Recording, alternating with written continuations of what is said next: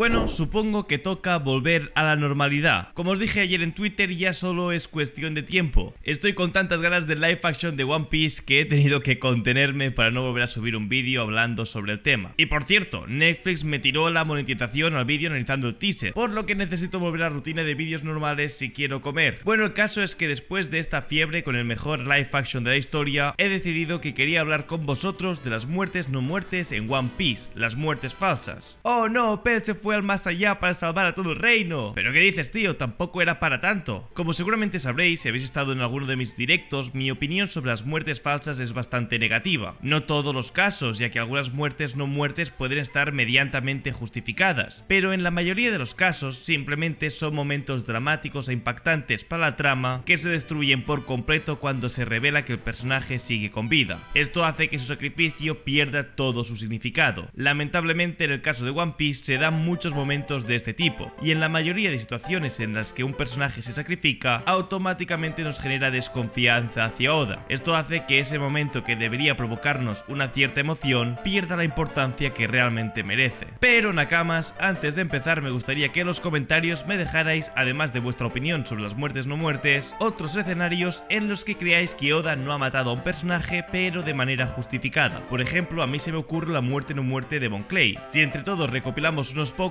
subiré un vídeo hablando sobre este tipo de personajes que Oda no mata pero que realmente sí que tendrán una importancia en el futuro. Dicho esto, hoy vamos a ver a 7 personajes que sus muertes han resultado ser un poco falsas. Empezamos hablando por el arco de Arabasta, que realmente tuvimos 3 muertes no muertes. La primera es la muerte de Igaram. Se nos hizo creer que Nico Robin lo mató cuando intentaba escapar en un barco como señuelo. Tenéis que tener en cuenta que estoy volviendo a ver la serie y estos momentos los tengo frescos en la memoria. Igaram no era especialmente fuerte, era un agente infiltrado de los Baroque Works y formaba parte de la Guardia Real de Arabasta. Como he mencionado anteriormente, lo que más me molesta de que Igaram esté vivo es que, a pesar de ser un personaje importante en la infancia de Vivi, su regreso a Arabasta después del incidente no aportó nada nuevo a la trama. El sacrificio de Igaram al haber dado su vida para salvar a Vivi habría sido muy significativo teniendo en cuenta el contexto de Arabasta y su relación con la princesa Vivi desde su infancia. Habría sido una acción que nos hubiera impactado realmente. Sin embargo, varios capítulos después, Oda nos muestra a Igaram de nuevo en Arabasta como si nada hubiera pasado. Esto le quita el peso de ser un personaje que se sacrificó por el bien de un reino entero, lo que deja a su personaje sin un impacto significativo en la historia. En Arabasta, después de su supuesto sacrificio, lo único que pudimos ver a Igaram hacer fue un cosplay de Vivi al final del arco y celebrar la derrota de Crocodile. Creo que su aportación al peso general de la trama se ve afectada tras su regreso a la vida, ya que su impacto en la historia disminuyó por completo. El siguiente personaje del que hablaremos hoy es Koza. ¿Cuál es el límite de un cuerpo en One Piece? No me refiero al de los Mugiwaras, sino al de los personajes secundarios o incluso terciarios. Koza es el líder de la revolución de Arabasta, pero en términos generales en la obra podemos considerarlo un personaje secundario. A pesar de ser un personaje normal si lo comparamos con otros en el mundo de One Piece, Koza sobrevivió a ser acribillado a disparos. Una vez más, la muerte de este personaje hubiera convertido el arco de Arabasta en uno mucho más emotivo. Además, llegando ya al final de la obra, no hemos podido ver nada más sobre él. Por lo tanto, se ha convertido en un personaje totalmente irrelevante para el mundo de One Piece, y además no veo una posible mejora en un futuro. Pasemos ahora a hablar sobre una de las estrellas de este vídeo, y es sobre Pell, que la verdad poco os puedo comentar sobre él. Sin embargo, su sacrificio es uno de los momentos más tensos del arco. Pell se sacrificó por todo su reino, dejando atrás su historia para que el país pudiera tener un futuro. Pell decidió sacrificar su vida para salvar a su reino. Con valentía se llevó la bomba que estaba a segundos de estallar, causando una onda expansiva que arrasaba kilómetros a la redonda. Con su acción se aseguró de que nadie más recibiera el impacto, excepto él. Su sacrificio fue valiente y conllevó un gran impacto en la trama y en los personajes del arco de Arabasta, pero al final del arco de Arabasta se observa a Pell recuperándose de sus heridas como si prácticamente eso no le hubiera afectado. Sin embargo, su personaje no aporta nada nuevo a la trama y su recuperación es muy poco impactante, ya que la cicatriz que se le queda tras el impacto es mínima, no pierde ni siquiera una extremidad. Ahora sí, pasemos al arco de Skypiea, donde también tenemos varias muertes no muertes. La primera es la de Pagaya. Aunque este arco no es tan exagerado como el arco de Arabasta, también tenemos personajes salvados por el autor. En este arco conocemos a Enel, un autoproclamado dios con el poder más poderoso visto hasta el momento. Sin embargo, a pesar de los varios enfrentamientos que se tuvo contra otros personajes, nadie murió. Me gustaría comenzar hablando con el caso de Weeper, quien tuvo un enfrentamiento contra Enel, quien lo derrotó fácilmente mediante varios rayos puños y golpes directos, pero evidentemente no murió. Sin embargo, esto es algo común en la obra y estamos hablando de un ataque más en una pelea, que acaba con un personaje derrotando a otro. Por lo tanto, esto se puede justificar dada su resistencia, ya que Weeper es uno de los guerreros más poderosos de Skypiea. Pero el caso que me resulta difícil de justificar es el que os he comentado, el de Pagaya, un personaje habitante de Skypiea que no es un guerrero y no posee habilidades especiales que le permitan sobrevivir a un ataque directo de Enel. No estoy hablando de cualquier ataque, estoy hablando de un rayo gigantesco que impactó directamente con él. A pesar de sobrevivir el impacto, la única contribución de Pagaya tras el time skip ha sido simplemente sentarse en el Pumpkin Café de Kinley bebiendo té en una taza con forma de calabaza.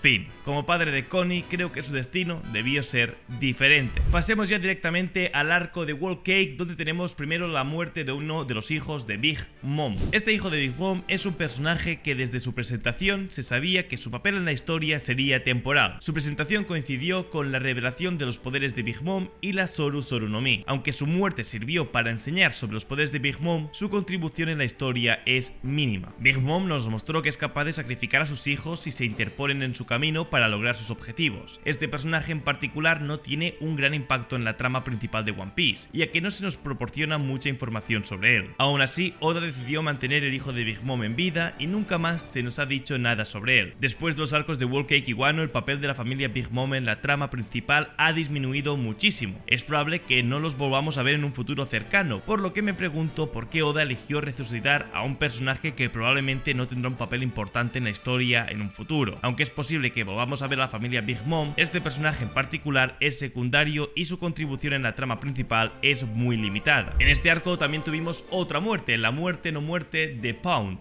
Y para finalizar vamos a hablar sobre él, un personaje que causó una gran expectación entre la comunidad de One Piece, ya que Oda decidió mostrar que este seguía con vida en el arco de Whole Cake. Pound es el 25º marido de Charlotte Lin Lin y es el padre de Charlotte Chiffon y Lola. Es un personaje que se sacrificó dejando uno de los momentos más emotivos en el final del arco de Whole Cake. Sin embargo, sorprendentemente no murió después de que Oben aparentemente le cortara el cuello con un ataque por la espalda mientras estaba indefenso. Muchos fans se preguntan el motivo por el cual Oda decidió dejarlo con vida, ya que solo ha sido visto después de este momento en una mini historia del manga y no se espera que tenga un papel importante en lo que queda de One Piece. Y ya por último pasemos a una muerte no muerte que no me gustó en absoluto de este último arco de Wano, y es la muerte no muerte de Kinemon. Y ya por último tenemos una de las últimas muertes no muertes que menos me gustaron de One Piece. La manera que tuvo Oda para salvar a Kinemon me pareció muy forzada, lo mires por donde lo mires. Oda quiso hacernos creer que Kinemon había sido apuñalado por Kaido y que por lo tanto este había muerto en el acto. De hecho, para hacer este vídeo me he visto este momento en el anime y madre mía, lo pintan como una muerte muy emotiva. Todo el mundo quería que en Wano, en una guerra de este calibre, hubiera bajas importantes, y la muerte de Kinemon fue teorizada desde antes de Onigashima. La gente quería sangre, porque sí, porque Oda no mata a sus personajes, y este era el momento de demostrar que en One Piece, en estos momentos importantes, sí que mueren personajes, pero Oda lo hizo un poco diferente. Cuando parecía que Oda lo había hecho y que por fin había matado a alguien importante, que al final es lo que pasa en las guerras, va y resulta que Oda lo revive. Su justificación fue lo peor para mí, se nos hizo creer que estaba tieso para que unos capítulos después justificarnos que estaba vivo porque el corte que le hizo Kaido casualmente fue por el mismo lugar por el que Law le cortó en Punk